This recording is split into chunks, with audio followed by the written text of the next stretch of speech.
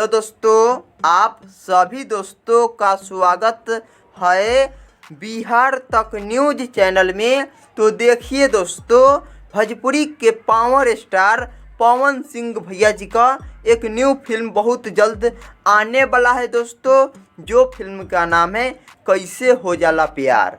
और ये फिल्म पूरे ऑल इंडिया के सिनेमा घर में लगने जा रहा है दोस्तों 19 मई से। तो आप सभी दोस्तों अपने नज़दीकी सिनेमा घर में जाकर देख सकते हैं कैसे हो जाला प्यार। इस फिल्म में मेन स्टार कास्ट के नज़र में आएंगे दोस्तों भोजपुरी के पावर स्टार पवन सिंह भैया जी और भोजपुरी के सुपरस्टार हीरोइन काजल राघवानी जी भी इस फिल्म में नज़र आएंगी दोस्तों। अनेक कलाकार भी इस फिल्म में काम किए हैं दोस्तों।